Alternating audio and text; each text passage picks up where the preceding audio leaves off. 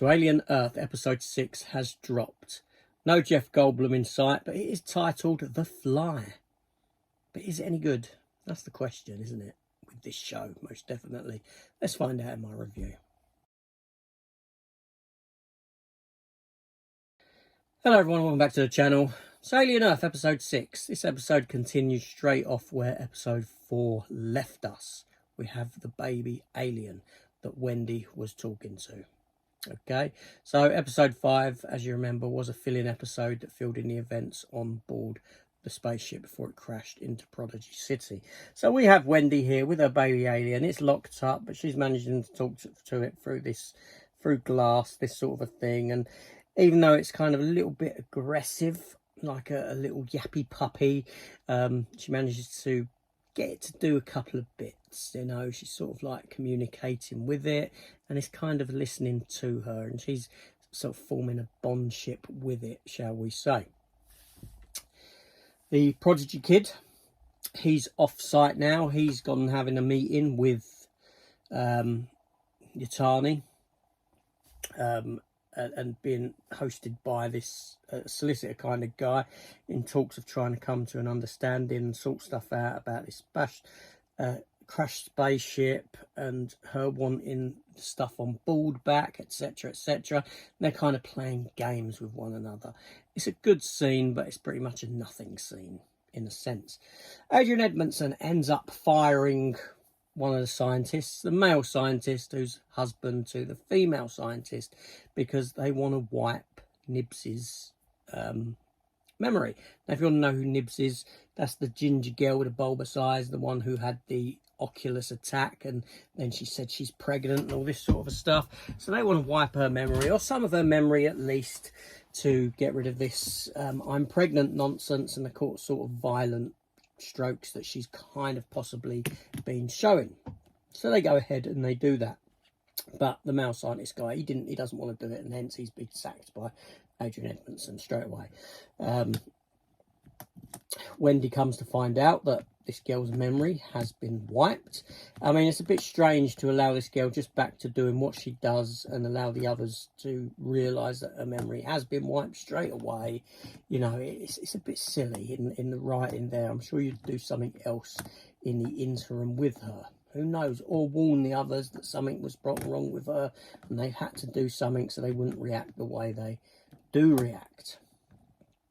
The brother with the eyebrows that come right the way down his face, you know, Mr. Plot Armor, he wants to get Wendy off of the island, and he's kind of helped later on by this scientist that's been sacked, which is just leads to a load of stupidity, actually, because why has this guy still got access into the computer system? Why has he still got access?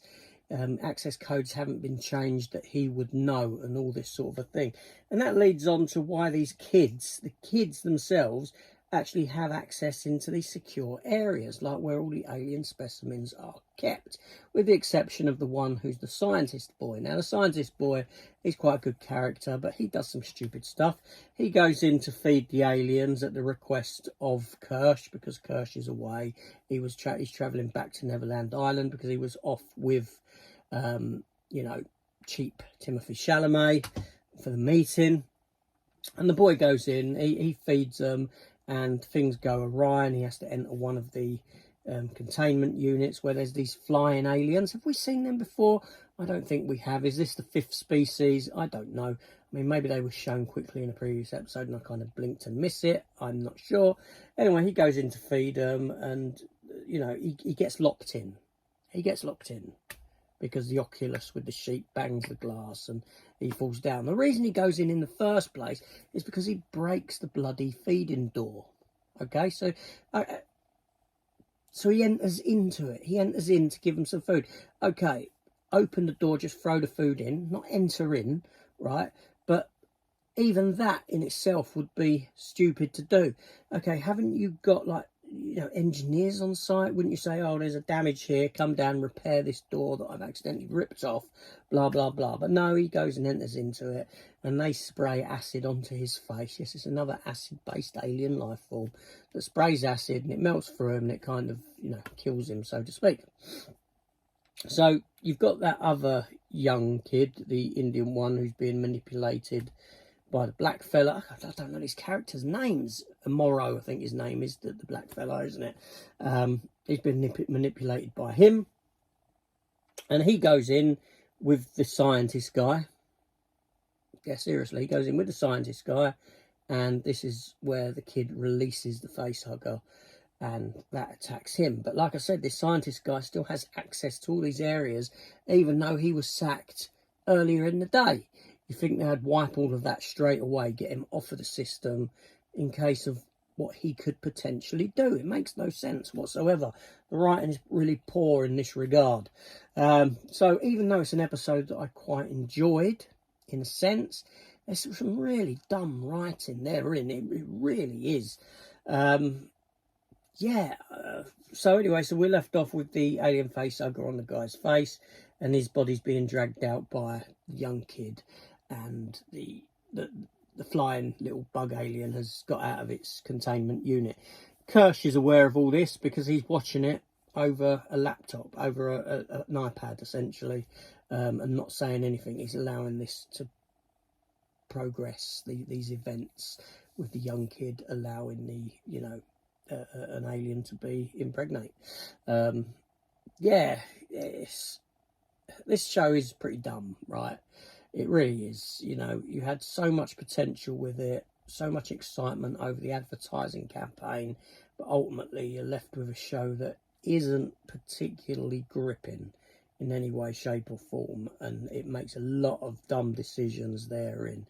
Effects wise for the alien, obviously most of it is CGI'd in this one because of the size of it rather than man in suit, and it looks better in colour, in feel, than what we've had with the previous Xenomorph that we've seen in the series. It does feel a bit more I